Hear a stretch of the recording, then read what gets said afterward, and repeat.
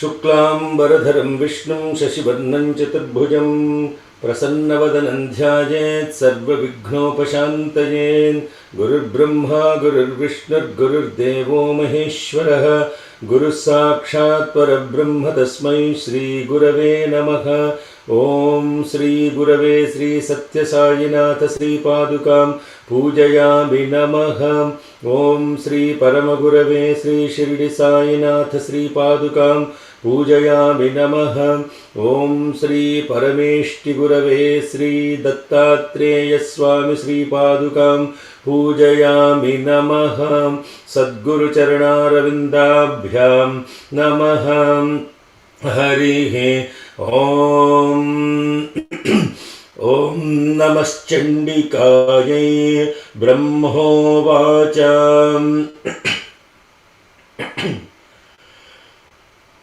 त्वं स्वाहा त्वं स्वधा त्वं हि वषट्कारस्वरात्मिका सुधा त्वमक्षरे नित्ये त्रिधा मात्रात्मिका स्थिता अर्धमात्रा स्थिता नित्या यानुच्चार्या विशेषतः त्वमेव संध्या सावित्री त्वं देवि जननी परा त्वयैतद्धार्यते विश्वं त्वयैतत्सृज्यते जगत् त्वयैतत्पाल्यते देवि त्वमत्स्यन्ते च सर्वदा विसृष्टौ सृष्टिरूपा त्वं स्थितिरूपा च पालने तथा संहृतिरूपान्ते जगतोऽस्य जगन्मये महाविद्या महामाया महामेधा महास्मृतिः महामोहा च भवति महादेवी महेश्वरी प्रकृतिस्त्वं च सर्वस्य गुणत्रयविभाविनी कालरात्रिर्महारात्रिर्मोहरात्रिश्च दारुणा त्वं श्रीस्त्वमीश्वरी त्वं ह्रीस्त्वं बुद्धिर्बोधलक्षणा लज्जापुष्टिस्तथा तुष्टिस्त्वं शान्तिः क्षान्तिरेव च खड्गिनी शूलिनी घोरा गदिनी चक्रिणी तथा शङ्खिनी चापिनी बाण भुषुण्डी परिघायुधा सौम्या सौम्यतरा शेष सौम्येभ्य स्तुति सुन्दरी परापराणां परमा त्वमेव परमेश्वरी यच्च किञ्चित् क्वचिद्वस्तु सदसद्वाखिलात्मिके तस्य सर्वस्य या शक्तिः सा त्वं किं स्तूयसे मया यया त्वया जगत्स्रष्टा जगत्पात्यत्तियो जगत् सोऽपि निद्रावशन्नीतः कस्त्वां स्तोतुमिहेश्वरः विष्णुः शरीरग्रहणमहमीशान एव च कारितास्ते यतो तस्त्वां कस्तोतुं शक्तिमान् भवेत् सा त्वमित्थं प्रभावैः स्वैरुदारैर्देवि संस्तुता मोहयैतौ दुराधर्षा वसुरौ मधुकैटभौ प्रबोधं च जगत्स्वामी नीयतामच्युतो लघु बोधश्च क्रियतामस्य हन्तुमेतौ महासुरौ ऋषिरुवाच एवं स्तुता तदा देवी तामसी तत्र वेधसा विष्णोः प्रबोधनार्थाय निहन्तुं मधुकैटभौ नेत्रास्य नासिका बाहुहृदयेभ्य स्तथो रसः निर्गम्य दर्शने तस्थौ ब्रह्मणो व्यक्तजन्मनः उत्तस्थौ च जगन्नाथस्तया मुक्तो जनार्दनः एकार्णवे हि शयनात् ततः स ददृशे च तौ मधुकैटभौ दुरात्मानावति वीर्यपराक्रमौ क्रमौ क्रोधरक्ते क्षणावत्तुं ब्रह्माणं जनितोद्यमौ समुत्थाय ततस्ताभ्यां युयुधे भगवान् हरिः पञ्चवर्षसहस्राणि बाहुप्रहरणो विभुः तावप्यतिबलोन्मत्तौ महामाया विमोहितौ उक्तवन्तौ वरोऽस्मत्तो व्रियतामिति केशवम् श्रीभगवानुवाच भवेतामद्य मे तुष्टौ मम वध्यावुभावपि किमन्येन वरेणात्र एतावद्धिवृतं मया ॐ शान्ति शान्ति शान्तिः Good morning, good afternoon, good evening, Hari Om, Shalom, Sai Ram, Namaste. I think today we have a much less crowd because of Akhand Bhajan, we assume, and beautiful auspicious time, and let us today with Bhagavan's grace will be concluding. I think this is the second largest chapter in Devi Mahatyam and yesterday we were looking at Bhagavan being awakened with the release of the Yogamaya from him, and therefore then attempts to engage in the war with these Madhu and Kaitabha who were ready to attack Brahma, and the context of him fighting for Panchavarsha Sahasrani, which is 5,000 years, using his arms, and then these two demons feel that he was helpless, and then taken over by the Mahamaya, they ask Bhagavan to take a boon from them. And then Bhagavan says, if you are pleased with me, the boon he asked for is that they too be killed by him, and that is the only mission of his, that's the only boon that he wanted. There is nothing else he has desired as a boon. Now that's where we paused.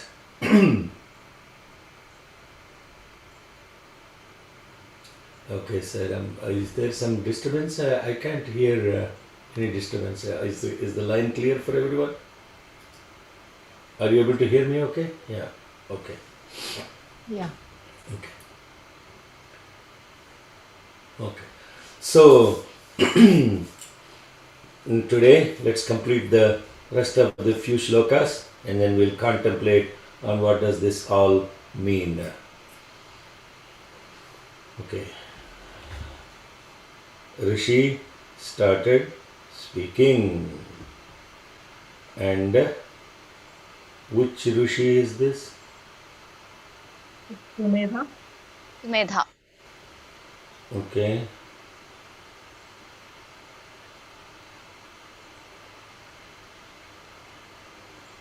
Let's go to Rishi Uvacha.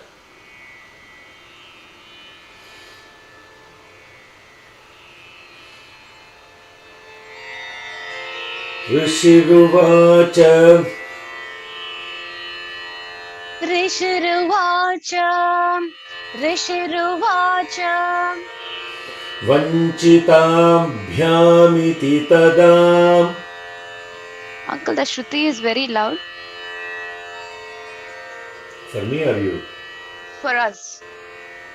My Shruti is loud? Yeah. Okay. Could you share the screen also, please, if you don't mind? Yes. Oh yeah, I think well, I was chanting, it would have been helpful for people to follow, but hopefully they are following elsewhere. Okay. Vanchitabhyamiti tada. वञ्चिताभ्यामिति तदा वञ्चिताभ्यामिति तदा सर्वमापोमयं जगत्. Which Shruti are you using, uncle? My Shruti seems to be different than yours. I'm using F. How can that be, Ma? I'm also using F. This is the Shruti. Okay. Can you hear this? सर्वमापोमयं जगत् सर्वमापोमयं जगत्. Somebody said the 24 hours of Brahma are different from us. So are you using the same? Now are we connected on the same scale? Yes. Okay. Sorry, my bad. Sometimes it takes a second to tune. Okay. वञ्चिताभ्यामिति तदा सर्वमापोमयं जगत्. वञ्चिताभ्यामिति तदा सर्वमापोमयं जगत् वञ्चिताभ्यामिति तदा सर्वमापोमयं जगत्. विलोक्यताभ्यां गदितो विलोक्यताभ्यां गदितो विलोक्यताभ्यां गदितो भगवान् कमले क्षणः. भगवान् कमले क्षणः भगवान् कमले क्षणः. वञ्चिताभ्यामिति तदा सर्वमापोमयं जगत्. विलोक्यताभ्यां गदितो भगवान् कमले क्षणः. वञ्चिताभ्यामिति तदा सर्वमापोमयं जगत् विलोक्यताभ्यां गदितो भगवान् कमले क्षणः. वञ्चिताभ्यामिति तदा सर्वमापोमयं जगत् विलोक्यताभ्यां गदितो भगवान् कमले क्षणः. वञ्चिताभ्याम् इति तदा. So were they being tricked that way, or they felt they were cheated that way. They immediately realized that asking him for a boon was a big mistake, and they were tricked into that aspect. Then they looked around. Vilokyatabhyam jagat sarvam apomayam. And when they looked around, because it was the time of complete dissolution, kalpante, right? At the end of the kalpa. And therefore, when they looked around, there was nothing else but water. Sarvam apomayam jagat. Gadito bhagavan kavale kshanaha. Gadi means word, speech. Therefore, they spoke to Bhagavan, the one who is Kamala Ikshanaha, the one who has eyes that are lotuses, as beautiful as lotuses. And then they asked, Avan Jahi na yatra urvi salilena paripluta. And they said, Yatra urvi, wherever the earth doesn't have the water, that is the spot they said they can be killed. Avam jehina yatra urvi salilena paripluta. They asked him to kill them on a spot on the earth where there is no water. Avan jahina yatrorvi. आवाञ्जहिन यत्रोर्वी आवाञ्जहिन यत्रोर्वी Salilena paripluta. सलिलेन परिप्लुता सलिलेन परिप्लुता Avanjahina yatrorvi salilena paripluta. आवाञ्जहिन यत्रोर्वी सलिलेन परिप्लुता आवाञ्जहिन यत्रोर्वी सलिलेन परिप्लुता Rishiruvacha. ऋषिरुवाच ऋषिरुवाच Now which Rishi is this?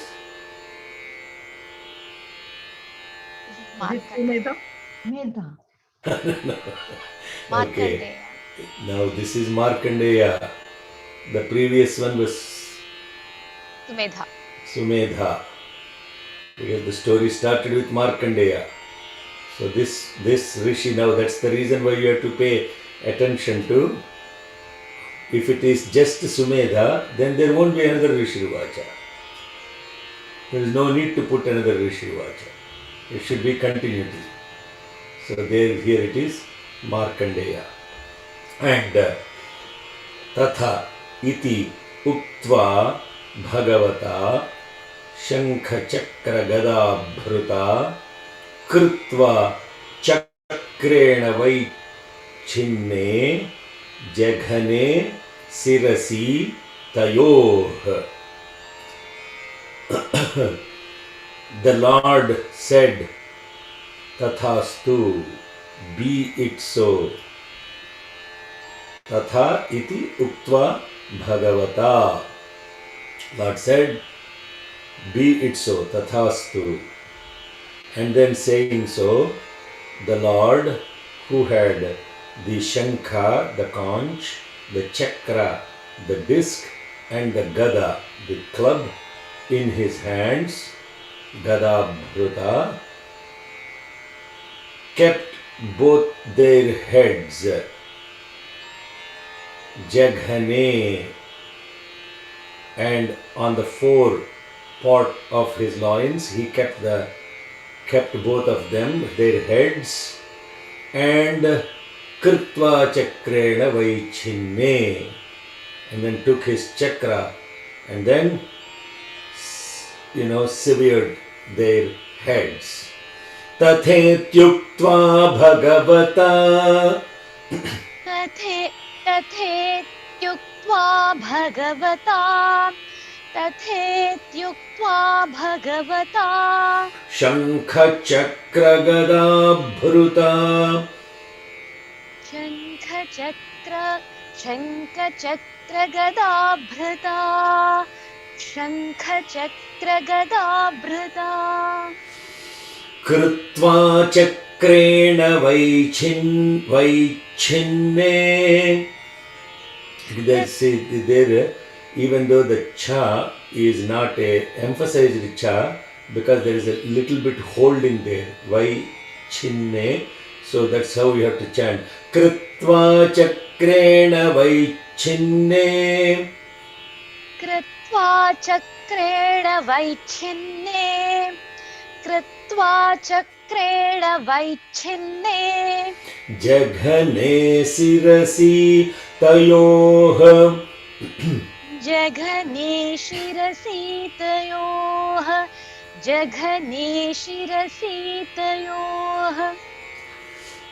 Tathetyuktva bhagavata shankha chakra gada bhruta krutva चक्रेण वैच्छिन्ने जघने शिरसि तयोः तथेत्युक्त्वा भगवता शङ्खचक्रगदाभृता कृत्वा चक्रेण वैच्छिन्ने जघने शिरसि तयोः तथेत्युक्त्वा भगवता शङ्खचक्रगदाभृता कृत्वा चक्रेण वैच्छिन्ने जघने शिरसि तयोः एवम् एषा समुत्पन्ना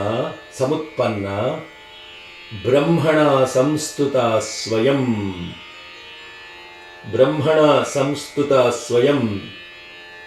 extolled by Brahma himself. Evam esha samutpanna, she has thus appeared. Who has appeared? Prabhavam asya devya astu bhuyashrunu vadamite aim om.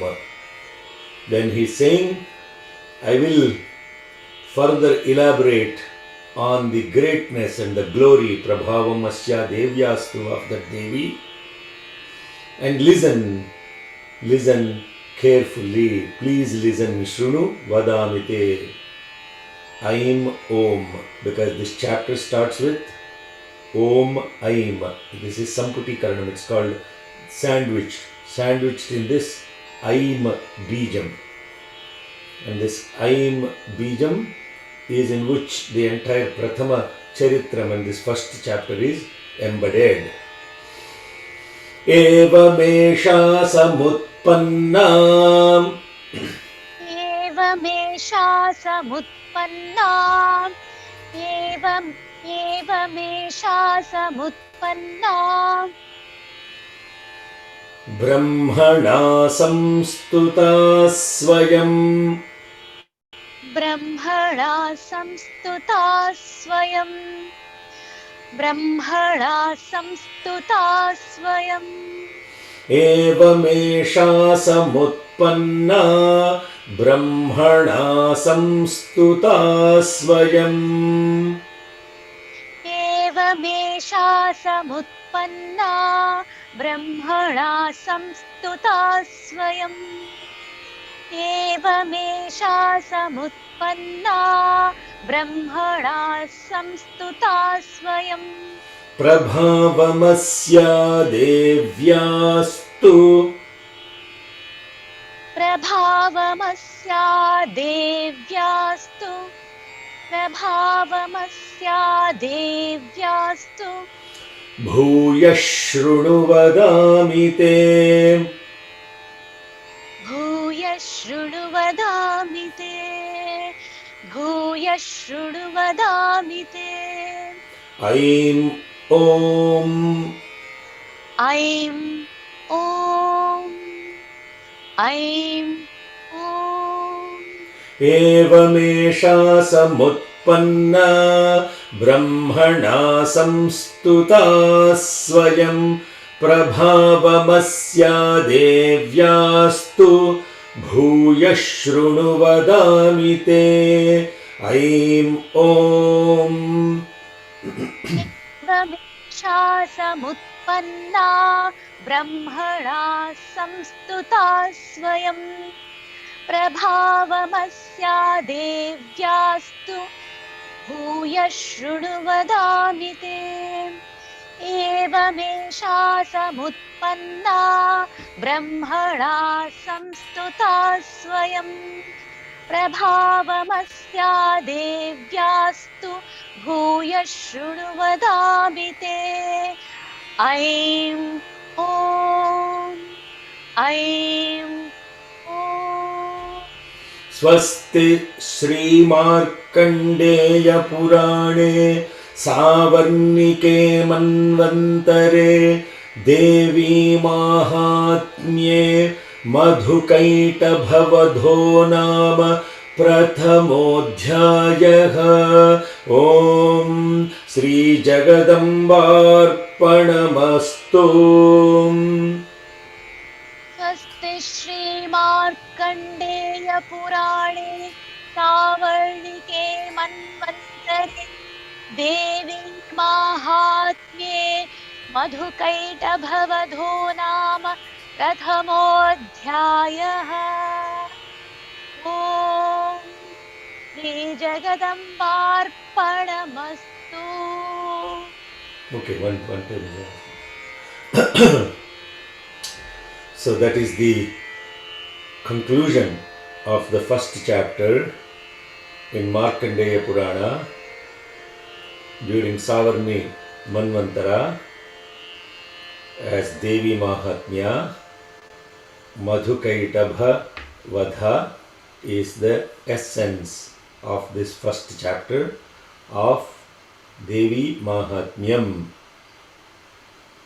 We offer it to the divine lotus feet of the Mother of all the universe, Jagadamba Arpanamastu.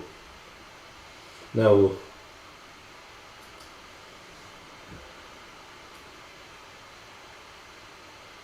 what questions we have after this first chapter? I just posted one. Okay. Major part of annihilation was done by Vishnu. Then why is Devi extolled here? Only for releasing Vishnu from Yoga Nidra also. She could have killed them both. Yeah.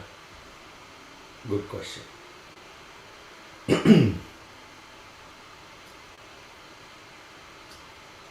So, whoever can open your videos, please open, please, Saira. Whoever can open your videos. Thank you. Yeah, Sonia, I know you were traveling, but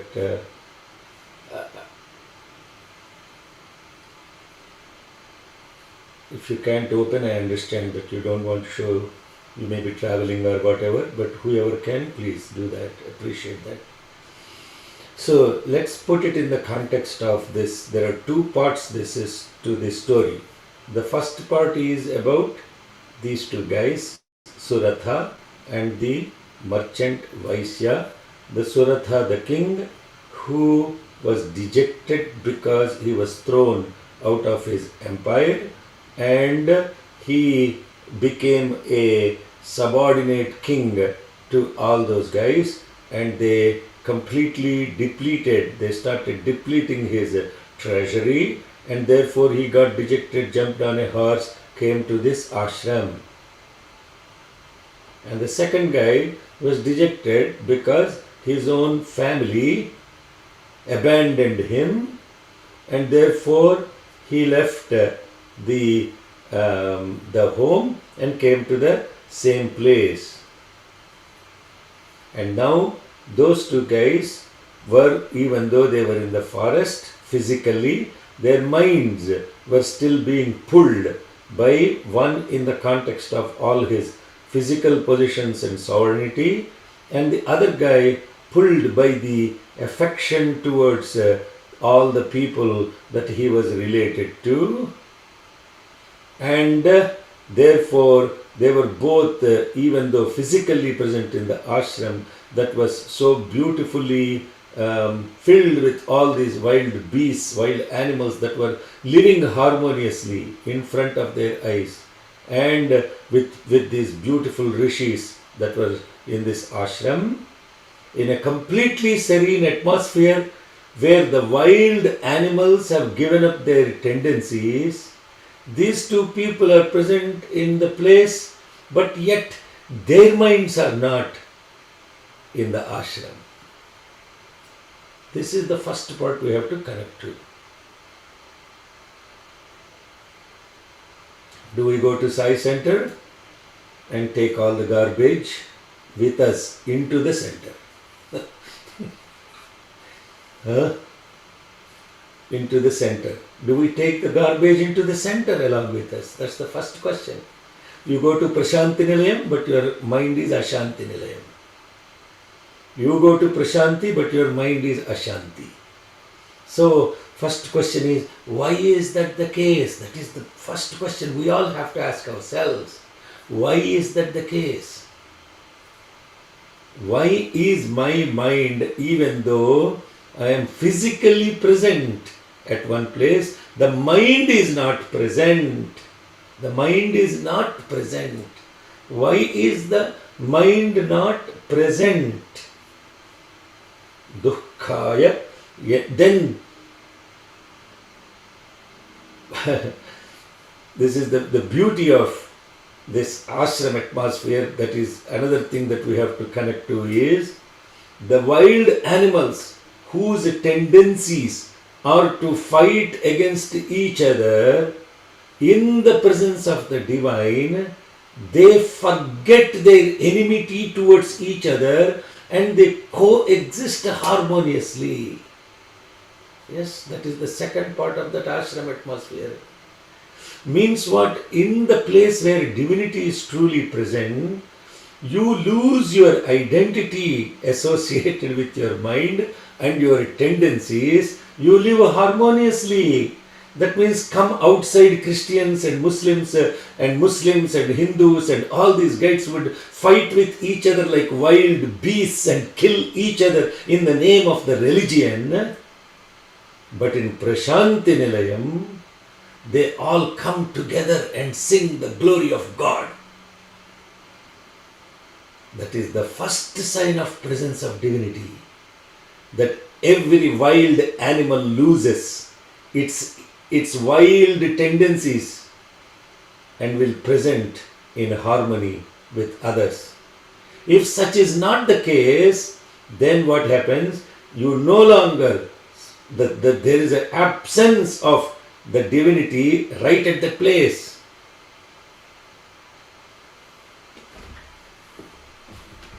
And their job now will become to raise money and to distribute money in sponsorships, this and that. Money enters, morality goes. The moment money comes into the Sai Center, they will be fighting for board seats, that seats, this seats, and they'll become completely forget the purpose of why you even started this place called a temple. It's no longer a temple. I'm just telling you what's happening inside and outside, both, right? Yes, or if there is anybody that disagrees with it, please share. It's not just a monologue. This is not a monologue. So, but we notice that there are exactly same people like us, even in Sai Center. You look at their face, you know that they are present physically, but they are absent. Very clear. You can actually look at the people present. I 100% know whose mind is present, whose mind is absent. How do I know? The first thing I'll see is their texting while chanting Rudram. They'll be chanting Om Namo Bhagavate Rudra, and then they're texting while they are chanting Rudram. That means they're absent. 100% they're absent. Something pulled them outside of the Sai Center. Therefore, you're texting. Don't take it personally. Just recognize the truth. Recognize the reality. So therefore, then when you notice this person, first thing that happens is you recognize and you say, there are also similar person like me. They also text. I also text. Then 10 people start texting. Who cares whether Bhagavan is present or not? Their minds are not there. And then there are other people that say, I don't come to the Sai Center because I feel the presence of divinity at my own home. I don't need to go to the center. That is also truly 100% humbug, nonsense. If you are truly that realized, the point is not about you recognizing divinity at your home. The point is to come together in unity and pray collectively to the extent possible. Of course, there are physical constraints and other constraints. Unless those are the reality, then there is no excuse not to join others, because the whole thing we talk about, Bhagavan is talking about, is samyak kirtanam, sankirtanam. It is coming together and praying. It's coming together and singing. It's coming together and extolling the glory of the God. So now this king and they immediately recognizes there is another fellow just like him with a lost mind. And when he recognize what we do, it is easy to ask questions to other people than ask them yourself. So he starts asking other person, what sir, why are you like this sir, how come you are lost yourself sir, what is the reason why you are here sir, huh? And then easy to give spiritual advice to other people, ask those questions to others, and that's what the king does, just like us. Oh, don't worry, everything will be fine, God will take care, you are not in charge. Huh? Easy to tell other people, but when it comes to you, what happened to the king? How come he is not asking himself that questions? But now that they both know that they are in the same party, election time, they now ask this Sumedha, Suratha, Samadhi, Sumedha. These are the three names in this first chapter that we are encountering. And then they went and asked this Sumedha. Now there is beautiful discourses about Bhagavan, about this Metha and who is Sumetha, etc. So the names themselves carry the essence of what they are. You don't need to look outside.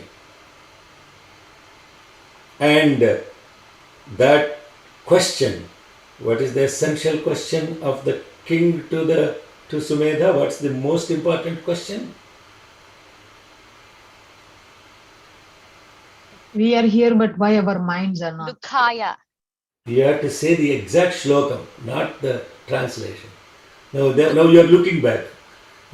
It should be by this time. Dukhaya yanme manas. Dukhaya yanme. Dukhaya yanme manasas swachittaya tatavina. Dukhaya yanme.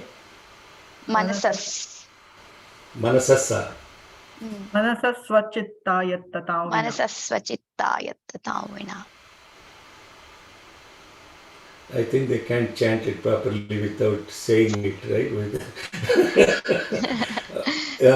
You don't have to look, Amma. That question by this time is the most important question, and it should be ingrained.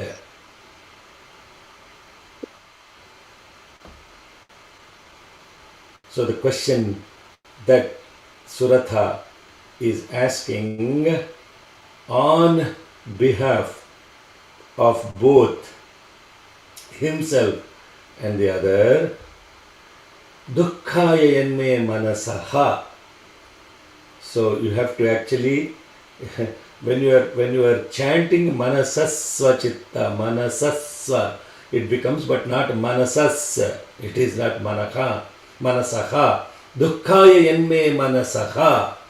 Svachittaya tatam vina. Svachittayat tatam vina.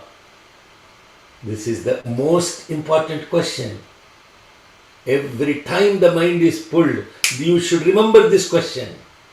Why is my mind pulled away from the presence or the awareness of my own self right here and now? Why is it getting pulled out of its place where it belongs to?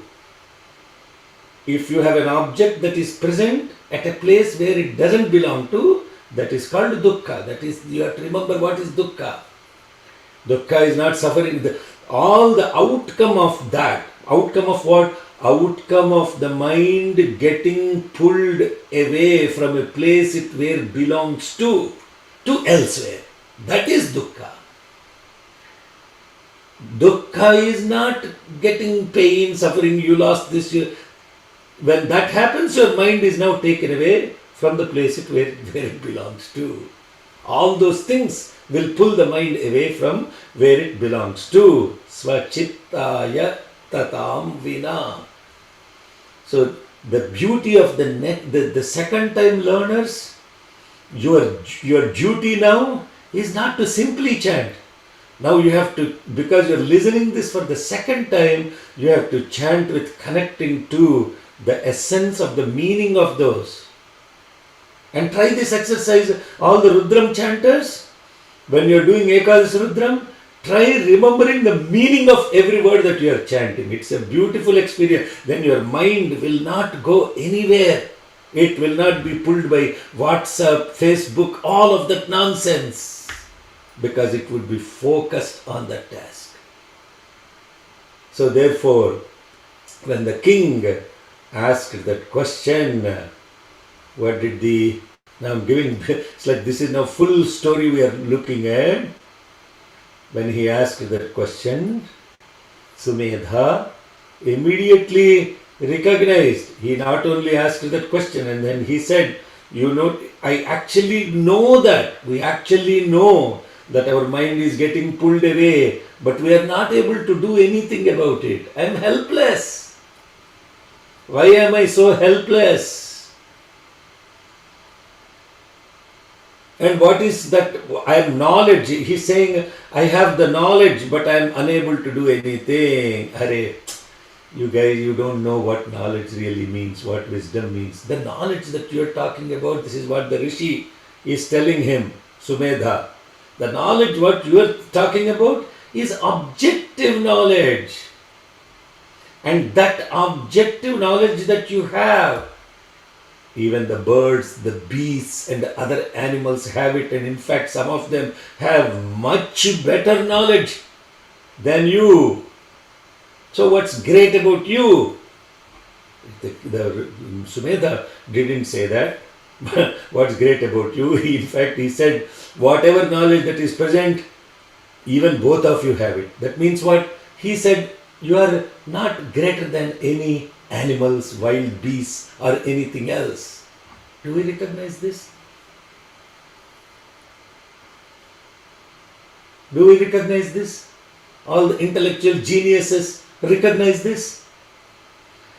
That your intellectual capacity is limited to objective knowledge, and you have no idea about the subjective aspects of what is behind the object. And not only that, we don't even put an effort to get into the subject matter. We are always talking about objects. Enna vishayam. Vishaya.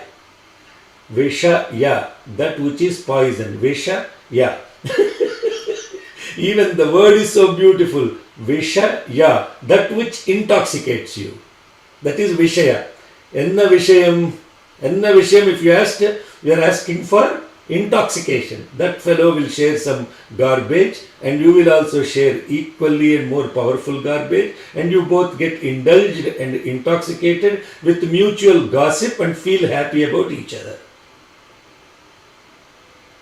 So this is Vishayascha Mahabhagaha. All this Vishaya knowledge is present for everybody. It is not that Vishaya knowledge. But there is something that is even more supreme power, like the gravitational force that pulls you away from this. And that gravitational force that pulls your mind away from yourself, that also is the one that liberates your mind from that pull. It is the same thing that has the same power, and that thing is called Mahamaya. Huh? How can one force have equal and opposite effect? Yes? How can one thing have equal and opposite effect?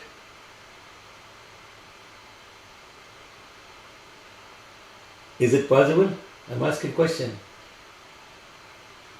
Intel people should answer. And magnetic force can either attract or repel. It depends on the pole. So it is possible. Ah, yes. It's scientifically 100% possible. Yeah. That which attracts can also repel. So therefore, if when you are understanding this Mahamaya concept, that which pulls you And that would also liberates you. It's all about orientation then, Of what? of oneself. It's a magnetic orientation, right? Attracts and repels. Yeah, it is about the orientation of what? Of the orientation of the mind. It's about the orientation. Are you all connecting to this? Huh? Am I the only one blissed out and happy here? Is it making, at some level this has to be completely relevant and understandable. Every single concept. And so far we have not used the terms like Mahamaya is this Devi, Parvati, and this and that, and all the Hindu iconic gods and all of that stuff. None of that is mentioned. Purposefully not mentioned. And no need to be mentioned. Because this applies to human nature and the objective world nature. And therefore, this Sanatana Dharma is eternal, it is changeless. As long as the human and this world exists, Sanatana Dharma will exist. Nothing can deroot it. If something is derooting that, then what happens? The whole thing will crumble. It is pralaya, it is completely dissolved. So now what are we talking about? The Rishi is saying, Tathapi mamata varte moha garte nipatita Mahamaya prabhavena sthiti samhara karina. So now beautiful. Now this becomes part of the moment you actually try to imbibe this. At some point you don't even have to actually put an effort to chant. That's how much simple it becomes, because it's part of you. You're studying yourself. And now when he mentioned that, he also said that manifests itself in order to protect the good, destroy the evil. Now this is Bhagavad Gita. And then he also says, oh, don't get carried away when I say it manifests, that it is some material object that is manifesting. It is not there is nothing called utpanneti tadaloke. This utpanna doesn't mean that it has a birth and a death. It has no birth, death, growth, decay, nothing like that. The 6 attributes associated with the objective world doesn't apply to it. Utpanneti tadaloke. This is not about what you think about colloquial knowledge and awareness. It is not related to that. And this beautiful thing called Mahamaya, it is that in which everything evolves, resolves and dissolves. It is present through evolution, resolution, dissolution. In fact, it only remains, and all the rest of it is coming and going in it. I am actually talking all the shlokas in English now. If you recognize this, all the shlokas are now being talked in English.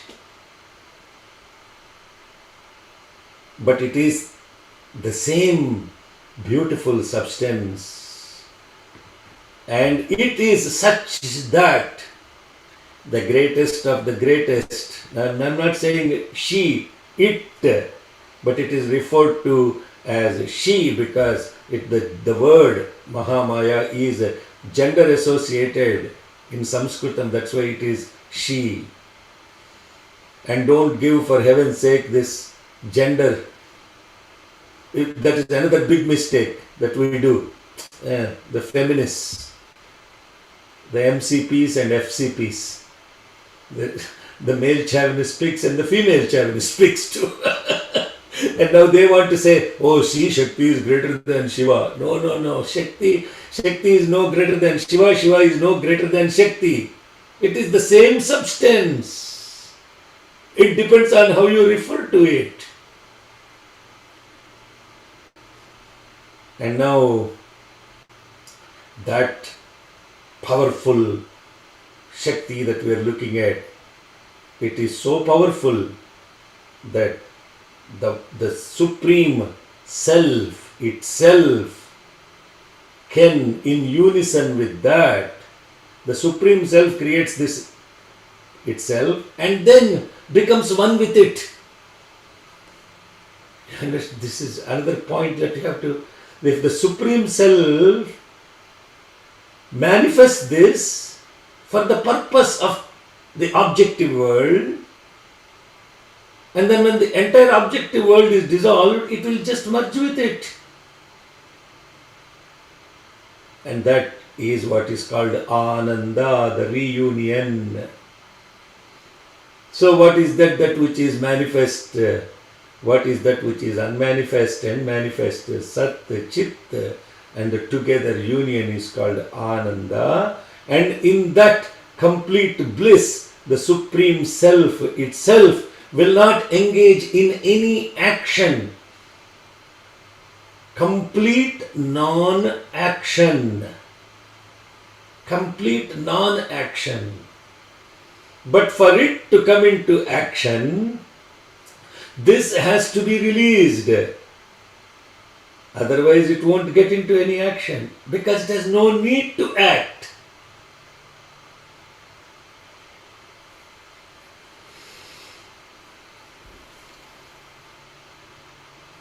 Now then, in the context of all of this, from the impurities or what, I don't really know whether it is impurity or that's another, when Mala Bhuto, so from the stagnation associated with this will emerge certain aspects or attributes, and these attributes are the one that are actually doing the play with each other, one taking over the other, and in the context of that, the two that are the one that is called as the attachment, and the other one is called overactiveness, and those two will come and attack the tranquil aspect associated with this manifestation of this. All the three came from the same guy.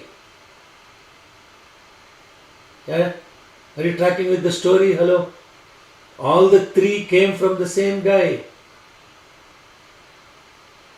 One came from the center and the other came from the head.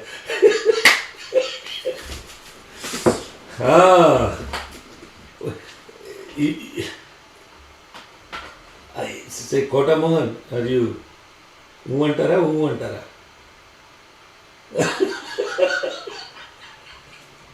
Huh? Vintunara? Are you listening, sir? Okay. Following the story so far? Yes. Pushpa the fire, not the flower. From this came all the three. And these three are the ones that are causing the churning.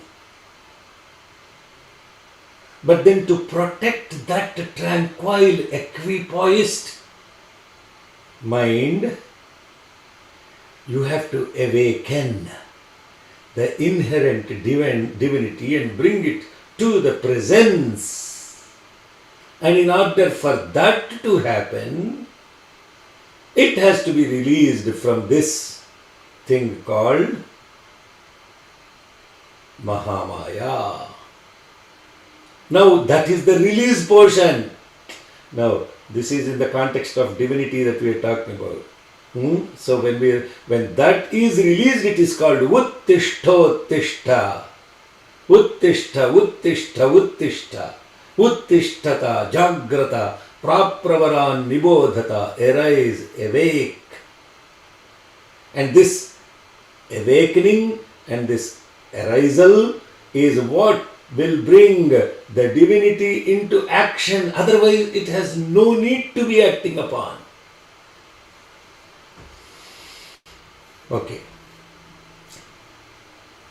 And in order for that to happen, the sattvic, tranquil, equipoised mind is the one that is the center of your presence, that engages in awakening.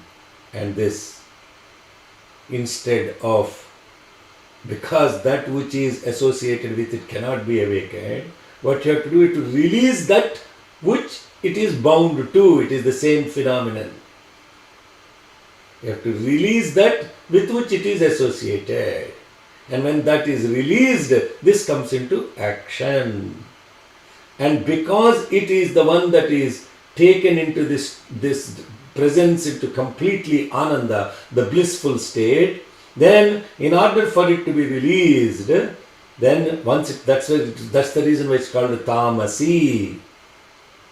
Now here it is taking that into tranquil state, the presence into tranquil state. Now the presence is awakened, and when it is awakened, it tries to address these two, the attached and the overactive minds, to calm them down.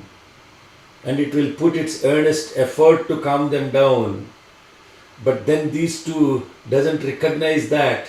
They think that they are the greatest, greater than the one from whom they came out to begin with. And then we get engaged then into this. So the mind that is so attached and so overactive together is a deadly combination. It will defy anybody and think it is the greatest. And then there is this context about everything around. Kill us in a place where there is no water also means what? Huh? Anybody has any insight into that? Kill us in a place where there is no water. Why did they ask that boon? Because at that time everything was covered with water. The earth was entirely covered with water. That's what it says. Sarvam apomayam jagat. Water is also love. Apaha. So then what happens? Kill us? Kill us at a place where there is no love. Wow. See, this is connection. This is the reason these people are crazy. They stay until midnight, 1 o'clock, whatever, 2 o'clock, and day and night they are dreaming this only.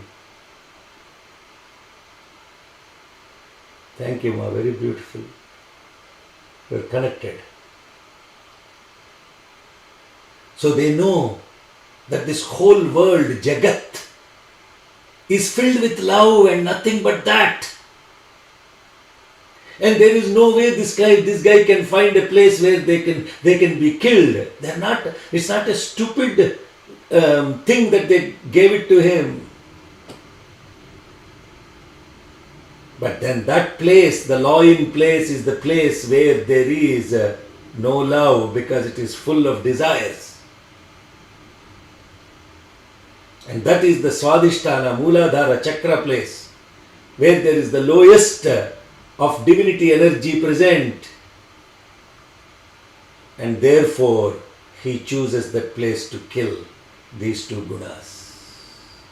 Because they came from that place of lowest energy, and he has to choose the same place where they have to be annihilated. Now, are we all as connecting to this beautiful story? Now the full 100% story. 100% story. Yes, very beautiful. Thanks, Swati. Same like Narasimha. Where was Narasimha killed? Where was the place Narasimha killed Hiranyakashipu? On his lap. Yeah, same place. Yeah.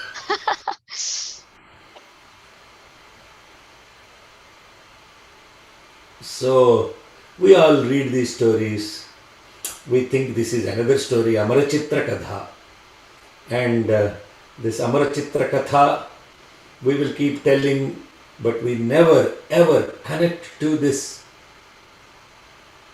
beautiful presence of what this story is telling. This is the Vishwarupa. This is the decrypting and decoding that we are doing. And this decryption and decoding, it is one aspect about becoming knowledge about that. There is the second thing that is becoming aware of that. And the third thing is to be that.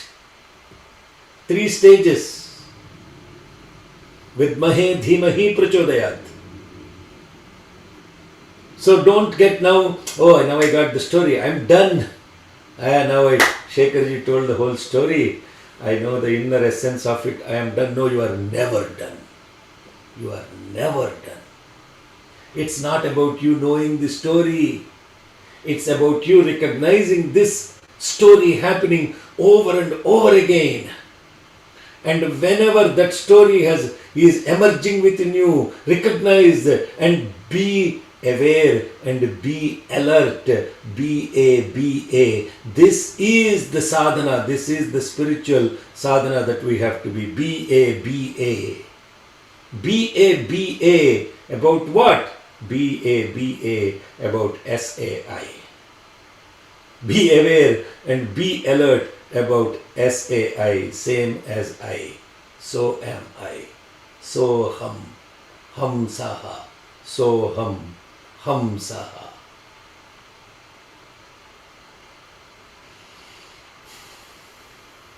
Let me pause there. 8:01. Any questions? Sairam. So this Sumedha, Samadhi, Suratha. Sumedha, we can understand, is the good mind, is trying to teach to the Samadhi and Suratha. Suratha, you can understand, is the body which we are, the Ratha. What is this Samadhi, or did it ultimately end in a Samadhi? Yeah, stay tuned. Did it ultimately end in that place? Yeah, they both end up at the same, but that's the 13th chapter, okay? We are in the first chapter. Yes. So first, the Ratha is pulled. The Ratha is pulled. The Ratha is pulled by 10. Therefore, it is Dasharatha. The Ratha is the same story is told in different way, no? With 3 queens, 4 sons, bunch of monkeys, and all of that stuff. How many times we know that story, but then we are never connected to who this Dasharatha is, who those 3 queens are, who the 4 sons are, who are these 3 demons, and all this stuff, and who is Hanuman in between, all of those things. That's a completely different one. We will, in this lifetime, when we all get an opportunity, we will study Sundarakanda, and at that time we can contemplate on that. The same story is repeated in Mahabharatam. The fellow goes to war, and he was pulled by all relatives, attachment, attractions, etc. Drops both of his weapons and says, Dukkaya yanme manasasvachittaya tatamvina. Same question he said. Oh Krishna, I can't fight because my mind is now confused about the presence of all these relatives. How can I kill my tata, my cousin, my guru, all these people? Dropped the weapons and said, no, I'm done. I cannot fight this war. Turned the chariot away. And then he gave 700 slokas. And then here there are 700 slokas. There are 18 chapters. Here the mother has 18 hands. Same story. How many different ways it is told, but still it is not getting into this. It is still not getting in. It will not get in. Okay, what is the significance of Vishnu sleeping on snake? What is the snake? Now these are all these questions are nice questions, but they are a little bit of curiosity killed the cat kind of question. We forgot the actual essence of why is Vishnu sleeping on a snake? Yeah. One of you may be able to answer that. Are there any great Vaishnavites on this call? Why is Vishnu sleeping on snake? And why is Shiva wearing snakes? Huh? One guy has snakes around him, when one guy is on a snake. Same only, no? Hello? No, my guy is greater because he is wearing snakes. Your guy is lying down on the snake. And this is how the Vaishnavites and Shaivites will fight with each other. And the other guy said, no, Bhagavan said once, Pashupati, Gopala. Same job description, different names. So there is no difference between, when I'm excited I speak Tamil. So the question is, why is Vishnu snake? Who is that? Manisha, you ask the question. What is snake here?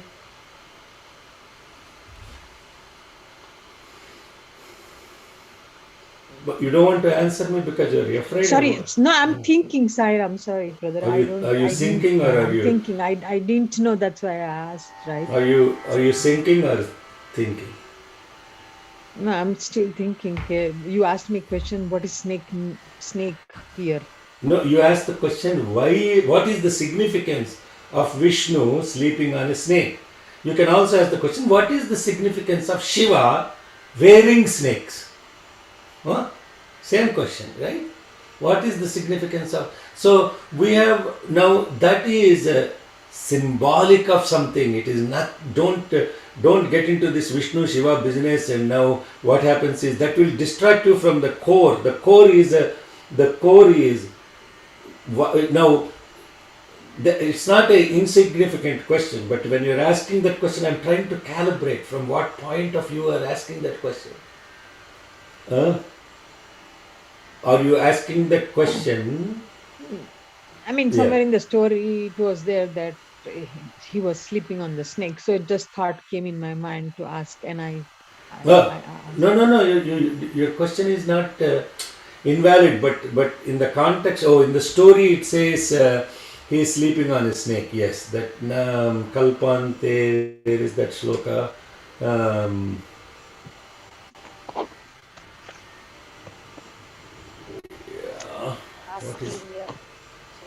Astirya Sesham Bhajat Kalpante Bhagavan Prabhu. When you ask this question to a yogi, the yogi will say that snake represents Kundalini. When you ask that question to a non-dualist, or when you ask it to a Vaishnavite, that's the reason why I wanted to know if somebody who has studied the Vaishnava scriptures, what does the Seshanaga represent? What does that Adi Sesha represent? From a mythological point of view, I'm trying to calibrate when you are asking from a mythological point of view, or because there are multiple answers, right? So that represents. There is this beautiful song in that we sing for Swami. Not Sesha Sheshasaina Narayana. No, not a bhajan. There is a song that goes like this.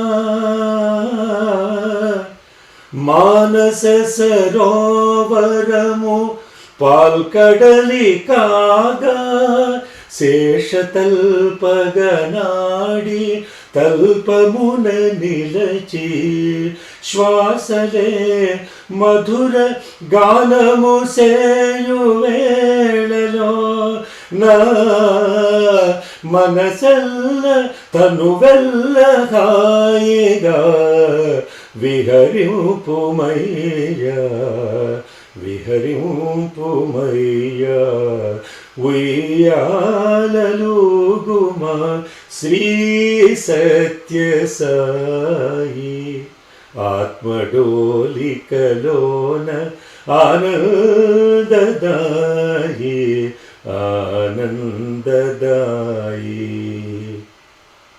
This represents the beautiful aspect about the imagery that is created in this song is Na Manasa Sarovaramu.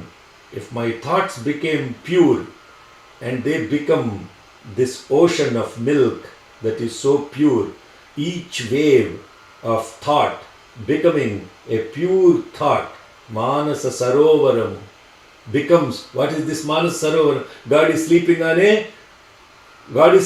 a milk ocean. What is milk ocean? Who saw milk ocean? There are 7 oceans. The only ocean we know is salt ocean. But there is also freshwater ocean. There is an ocean of dadhi. There is an ocean of kshira. Kshira means milk. And so God is said to be present on a milk ocean, sleeping on a snake coil.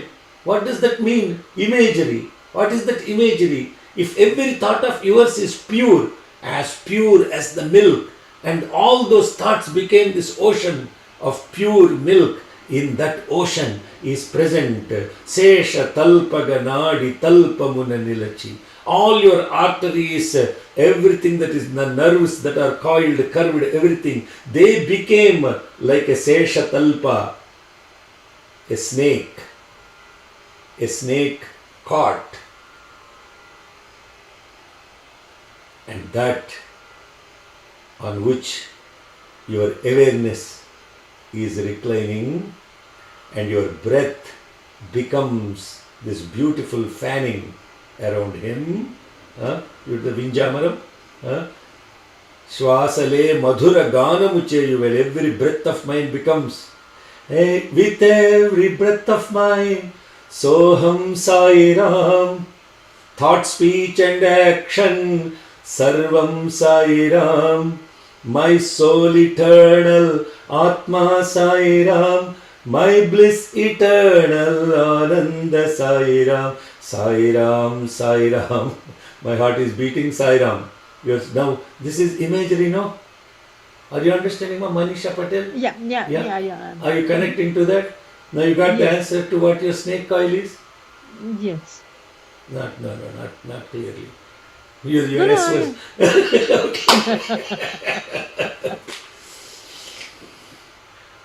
So your awareness, your Sat Chit in Ananda is present relatively in this thing called the body. And if this body transformed into all these things, then the imagery is that Mahavishnu is reclining in your pure thoughts. All your nerves and all the body has become the cot, and your breath has become a beautiful song, and he is reclining your entire body as this Sat Chit Ananda. That is the significance of Mahavishnu sleeping on a snake coil.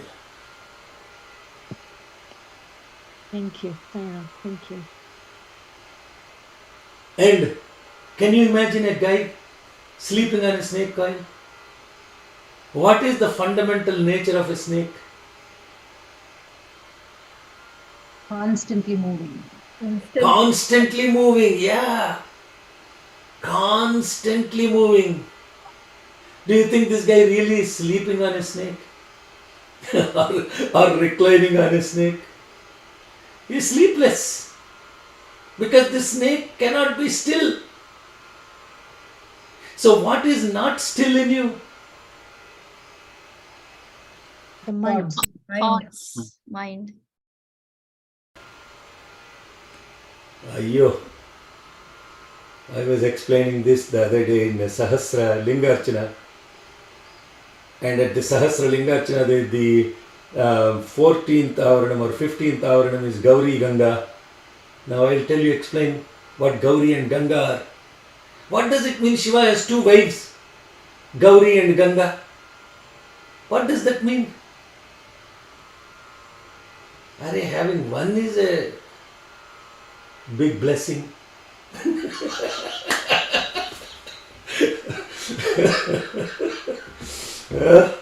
How can he deal with 2? Gauri Ganga. What does this Gauri Ganga mean? So you asked this very important, Manisha, when I was trying to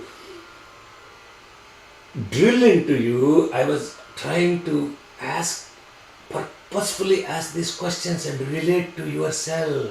Then the bliss is different. If you keep seeing God as an external object and only an object of worship, it will remain like that. It will become an idol, and that idol will not move. You put Naivedyam and you eat prasadam. This keeps happening. Gauri represents the thought that moves.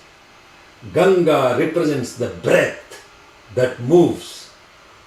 So Gauri, Ganga are the two that are moving. What is moving for him is Gauri Ganga. What is moving for him, the Vishnu guy, also two things are moving. The ocean is moving, the snake is moving.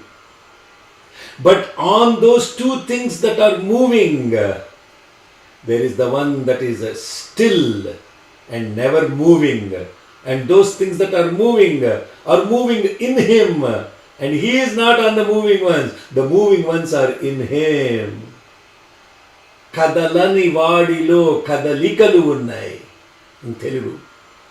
The one who is changeless and still, the movements are occurring in that changelessness.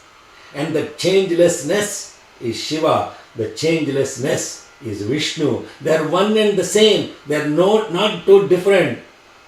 It's only for the sake of imagery, and whatever image you like. You like doodh peda, you use it. You like rasagulla, you eat it. They are both made of milk only, and they are both sweet only. Doodh peda, rasagulla. Some people like doodh peda, other people like palakova, we call. Palakova and rasagulla. There is no difference. Okay, that's probably the... does it mean Adishesha brings balance and equanimity as it was used in churning in the ocean? Okay, we already covered that. Those two represent the moving things in us. The ocean is moving, the snake is moving. The snake is prana, Shakti within us, and the thoughts are the moving ocean within us, on which reclines that one who is still, unaffected by the movement.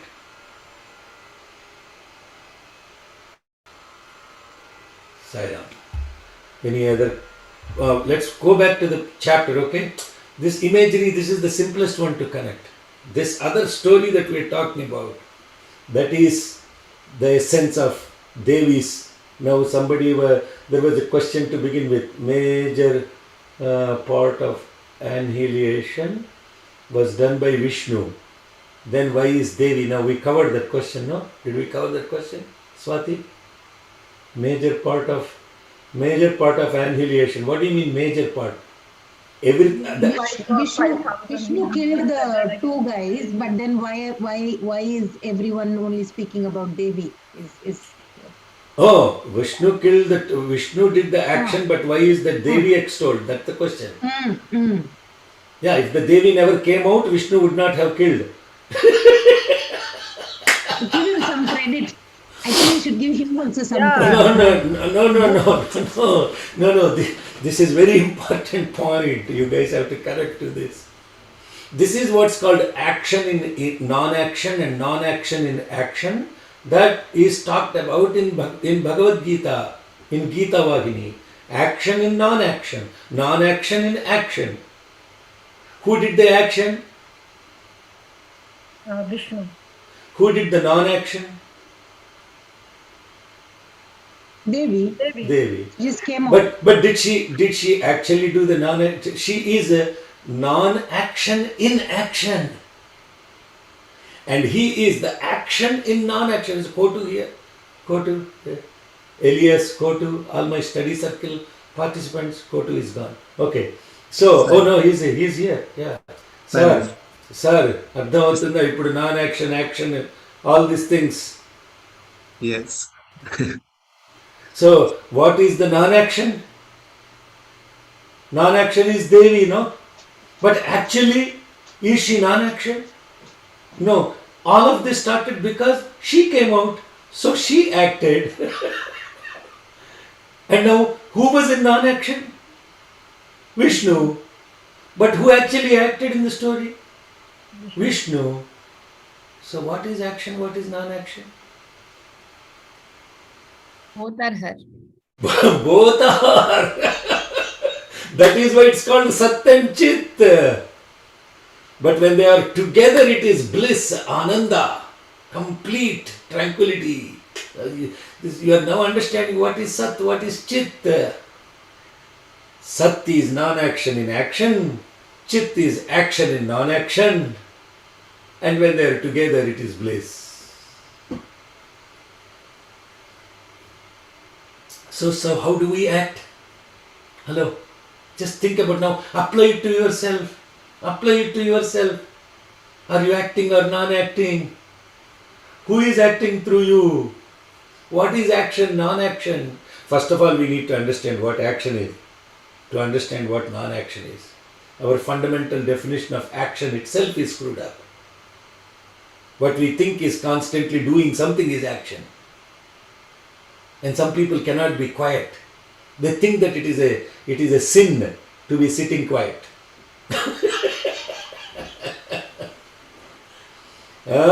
They think it is a sin. I have to be constantly busy, busy. I am a busy bee. And then they think they are karma yogis. I am a karma yogi. I do action all the time. No. You are not karma yogi. You are karma yogi. Because you don't even understand what karma is. To call yourself a yogi, constantly running around is not karma. But suffering from happiness and sitting still and in slumber is also not the right thing, because everything has to be. Now this is why we talk about what is Vishnu, what is Shiva, what is Sesha, what is ocean, what is cobra, what is all this stuff. Now the other guy, Vishnu, things on him are constantly moving. The snakes. There is snakes on his neck, there is snake on his neck, there is snake on his arms. And the snakes cannot sit still. If all the snakes are moving like that, can you imagine a guy sitting still and doing meditation in dhyana? Complete stillness. Can you actually imagine that? Is it practical? From our point of view, is it practical? But the beauty of what that Shiva's imagery is teaching is, yes, there are things constantly moving around you, in you. Don't move with them. You be still and they will be moving. That is non-action in action. Hello. Sairam. Yes, Elias. ¿Cómo está, Elias? Sairam, muy Amigo. bien. I'm fine. The most important thing is to have a purified heart. And as you said, the intention, what you feel in your heart. If you have a purified heart, the action or the no action will be good. Sayam. Yes, the purified heart is always still. And from which, okay, now these are the other things, right? When that which is still enters into action, it is called Leela. It's not called action. The English word for that, the Sanskritam word for that is Leela. We say it is Bhagavan's Leela. We say, what does it mean, Bhagavan's Leela? That is always in non-action. Vishnu was in non-action, 100%. The guy was in total bliss. Now, to bring that guy into action, Brahma did not pray to him. He didn't say, hey, daddy, wake up. No, demons are coming, please kill them. Daddy, wake up. Daddy, wake up. Daddy is never awake. It's the mother that is awake. Daddy is in bliss on a couch. Mother is constant. So now she comes out, he awakes. Now you understand? To bring your daddy out, bring the mother in. You are done. I'm having fun with this, but this is so beautiful and it is such an amazing, this laughter is not as a joke. The laughter is when you actually apply this to yourself, you begin to see how clear it becomes. All of this becomes completely like present right here now. And now once that is present, you have the awareness, and once you have that awareness, then you will truly, you will try to watch and you observe, and then once you start watching and observing, automatically you are with truly yourself, because you are non-action in action. That doesn't mean you are not acting. What is acting is different. You are not acting. Your mind is acting. Your hands are acting. Those are the ones that are acting. Not you, yourself is always still. Sairam. Okay. Good. Let's close with Shama Pratna, unless there are any, no more questions. If there is union between Vishnu and Mahamaya and they are in Ananda, why did anything come out of them?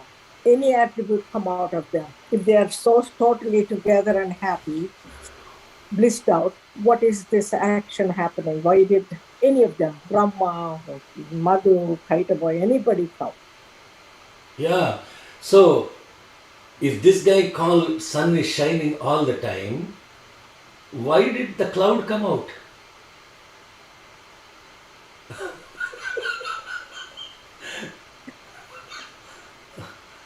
If this thing called ocean is so vast and humongous and still, why did a wave come out? That's what I'm asking. It is its nature. It is the nature of it. Yeah. It's just the nature. And you cannot ask, why is its nature? What do you mean it is nature? Why is its nature? You can't ask the why. The how. Something that is infinite, something that is associated with enormous power, etc. Naturally, it will create the wave.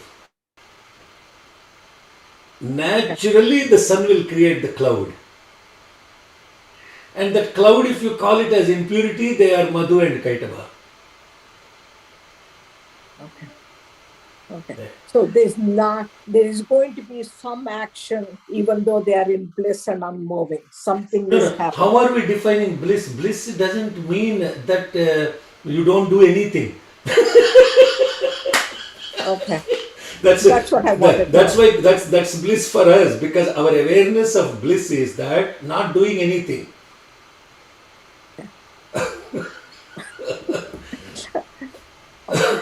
Yeah, because for us akarma. Akarma, karma, akarma, vikarma. Sir, you have to all study Gita Vagini. Bhagavan's Gita Vagini. You have to, whoever is studying Devi Mahatyam, you have to study Gita Vagini. Then all of these concepts will really crystallize, because Bhagavad Gita is nothing but the essence but Bhagavan Krishna told, and Devi Mahatyam is nothing but the story form of what Bhagavan Krishna told in Bhagavad Gita. This is, and again, it's not a coincidence that a Sai Center is studying Gita Vahini.